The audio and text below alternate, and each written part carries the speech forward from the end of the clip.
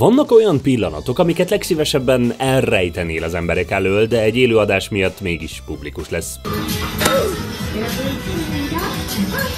Vannak olyanok, amikor próbálkozol, és benne van a pillanatban, hogy nem lesz kínos, de ezt nem sikerül összehozni. Guys, oh my god, why was guys in the middle of the cliff? Where? Oh! Someone's okay! Jesus! You jumped up.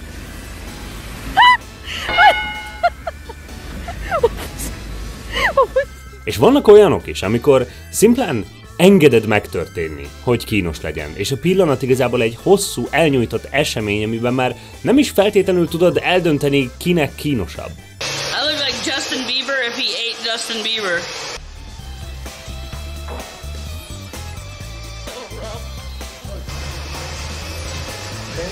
Okay, thank you. Yeah. Perfect. Bella.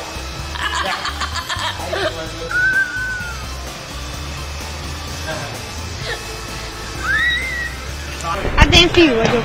Bármilyen vicces és kínos pillanatról legyen szó, tudjátok, hogy imádom az ilyeneket gyűjteni az internetről és megosztani veletek is. Úgyhogy ma az Unibet támogatásával következzen a kínos és viccesen kínos pillanatok 11. része. Sziasztok, én Dani vagyok, és ez itt a... Na, majdnem kínos pillanat lett ebből is, szóval vágjunk is bele. Egy olyannal akarom kezdeni ezt a listát kivételesen, ami amúgy velem történt meg. Szerencsére nem ment a stream, de amúgy egy streamhez készülöttem elő. Szóval a RuneScape streamhez akartam letölteni a RuneLite klienst, amit lehet, hogy nem ismertek. Szóval egy játékos készült egy ilyen külső kliens, és azzal akartam játszani. Csak hogy a kliens népszerűsége miatt vannak belőle vírusos verziók is a neten, és nyilván nem figyeltem, és a rossz verziót töltöttem le. A szerencse az, hogy amúgy a videó szponzora a Surfshark megvédett ettől. A Surfshark ugyanis azon túl, hogy VPN-ként teszi biztonságosabbá a böngészésedet azzal, hogy elrejti az adataidat, még külön antivírus programmal is rendelkezik, ami már letöltés közben ellenőrzi a fájlokat, és szerencsére kiszűrte, hogy amit töltök, az nem az, amire gondolok. Ráadásul egy VPN további előnyeit is élvezheted, mondjuk, hogy hozzáférsz a streaming szolgáltatók teljes adatbázisához, bárhol is jársz a világban, ráadásul mivel több eszközre is letöltheted, egyetlen előfizetést meg tudsz osztani az egész családdal és minden eszközötökkel. Most a Büki Dani kóddal ráadásul 3 ingyen hónapot kaphatsz regisztrálásnál, bátran ajánlom, hogy tegyetek próbát ti is, megtaláljátok a linket a leírásban. Na de, nézzük akkor a többi kínos pillanatot, kezdjük egy tipikus ilyen epikus gamer momenttel. Nemrégiben jelent meg az új Tekken, és az amúgy főleg TFT streamjairől ismert Boxbox is kipróbálta. A meccsben, amiből a klip származik, ő épp Yoshimitsu-t irányítja, amikor a chat ad neki egy tippet egy kombóhoz. Forward, 1+4.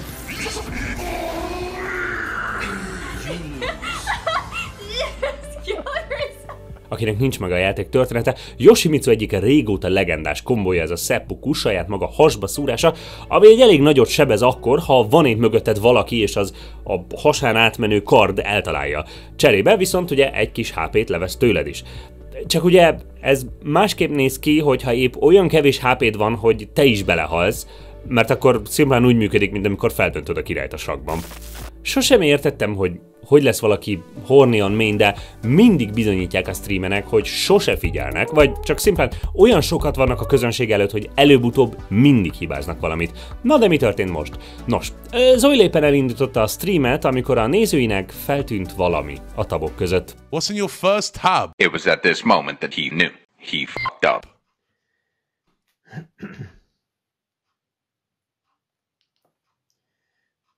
Valószínűleg egy kicsit nézelődött stream előtt és elfelejtette becsukni, de ne véletlenül kattintott a linkre, ő nem is ő véletlenül rákattintott, a YouTube valahogy magától elindít, mindegy, ez menthetetlen. Az e-sport versenyek éles helyzeten nem meglepő, hogy kínos helyzeteket tud szülni, de mégis iszonyú vicces, amikor ez tényleg megtörténik. Nos, jelen helyzetben épp a Blast C2 versenyén az Astralis és a Big játszott egymás ellen, és mindkét csapatból már csak egy játékos maradt életben, Mantu és Jabi.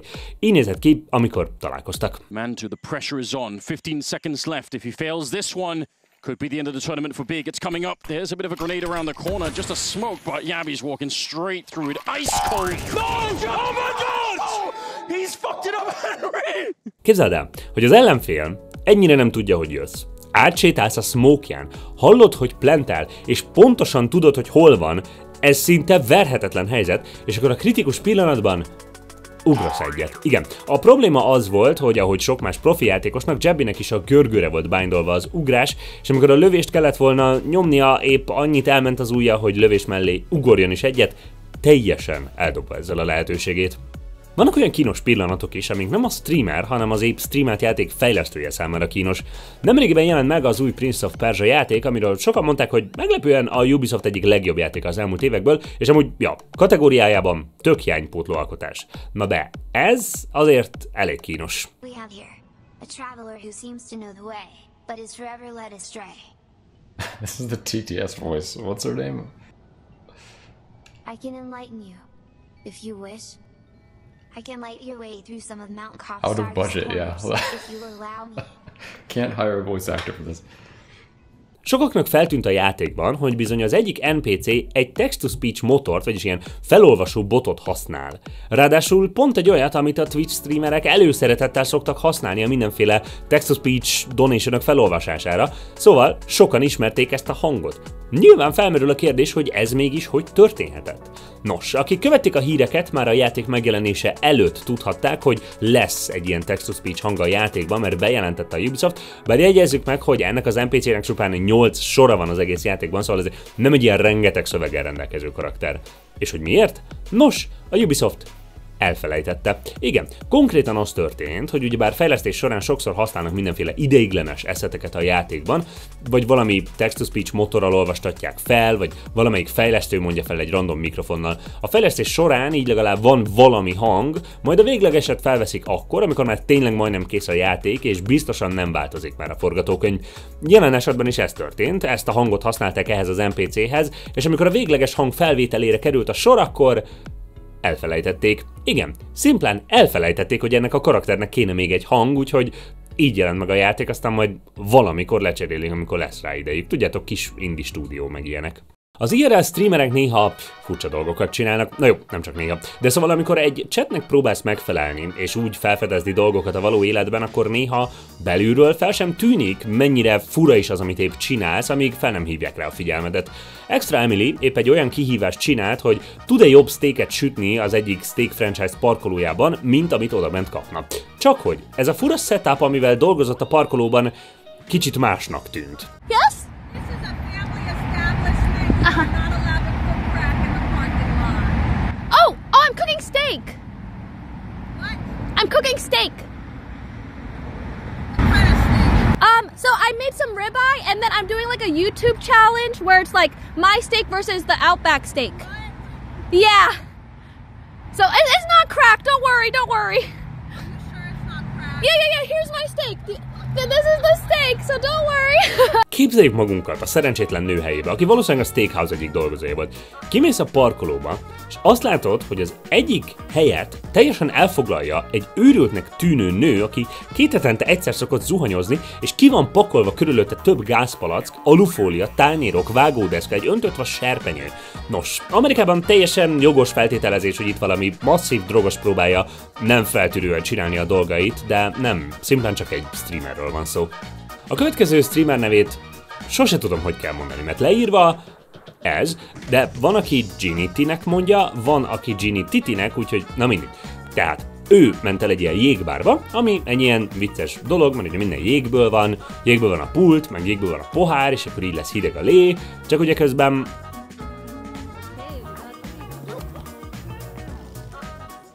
They ask you how you are, you just have to say that you're fine when you're not really fine, but you just can't get into it because they would never understand. Igen, szóval hogyha így nézed így user experience szempontjából, hogy milyen anyagból jó lennie egy pultnak, akkor így egy híresen csúszós dolog eleve nem jó, de hogyha a pohár is ugyanabból a híresen csúszós dologból van, akkor annak elképesztően hihetetlenül vízszintesnek kell lennie, hogy ez ne forduljon elő. És aztán vannak azok a zseniális pillanatok, amik előfordulhatnak bármikor, bárkivel, de pont mivel az illető úgy döntött, hogy megosztja a világgal ezt az élményét, ezt a kínos pillanatot látja is mindenki. Helping me out my cows. Now it's going to. No! I threw the fucking mini rod in the water! Őszintén nem vagyok egy nagy horgász, de azt hiszem, hogy nem így kell használni a horgászbotot. Amúgy a horgászok a nézők között mennyire gyakori, hogy egy ilyen előfordul. Szoktak az emberek rendszeresen elhagyni botokat horgászat közben? Remélem nem, mert amúgy azt nem tudom, hogy milyen drágák a jó botok. Tegye fel a kezét őszintén, aki játszott már bármelyik GTA-val, és még sosem balesetezett. Na ugye, ilyen ember nem létezik. Viszont a most következő klipben látható baleset annyira elképesztően komplex és zseniális, hogy én nevezném a valaha volt legviccesebb GTA 5 közúti baleset címre.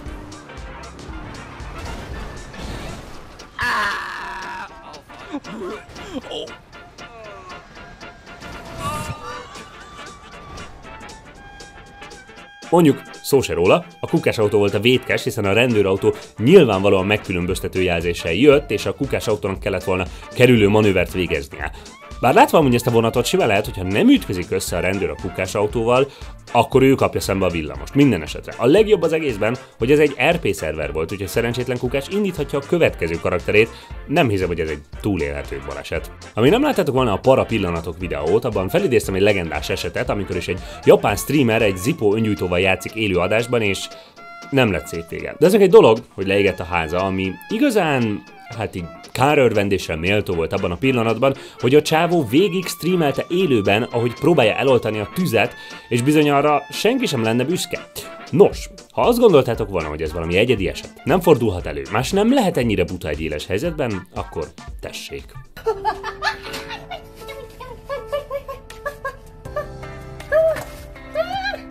どうしようどうしようどうしようどうしようあ水あやばいどうしようどうしようどうしようどうしよう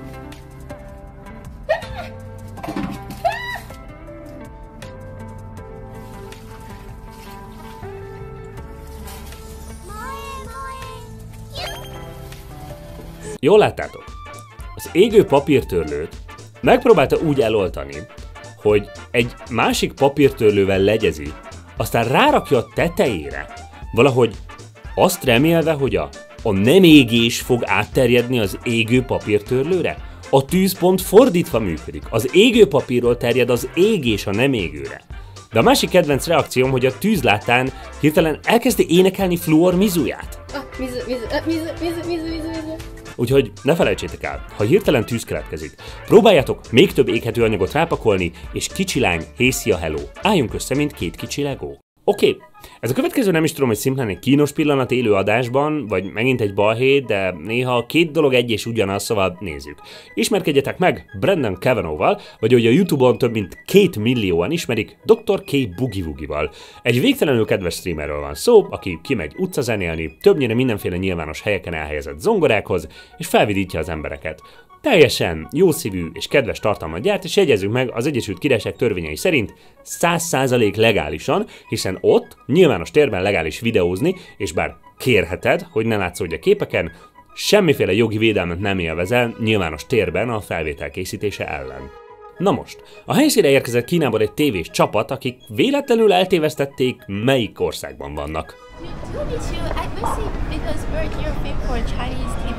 Oh yeah. Yeah, did you film us all of us in your cameras? I don't know. Are we allowed? No. We're not allowed. Yeah. So we're not allowed. You're not allowed because we're for Chinese TV. Oh, okay. This is non-disclosable. It's not disco. Yeah, not disclosable. It's no disco.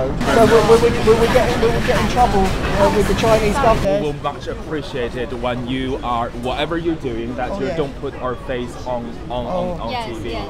Okay, so what will happen if just don't do it, please. We're in a free country, mate. We can film where we want. You can call the police if you want. I'll be quite happy to call the police. Sorry, we don't want to do it. Yeah, sorry. You don't want to do what? Yeah, to share our image. To share our image. Well, then online. you've got to walk away then. Because it's a public base. Show me the Chinese flag. Why you're touching her? Stop touching her! Don't touch her, please. Do not touch her.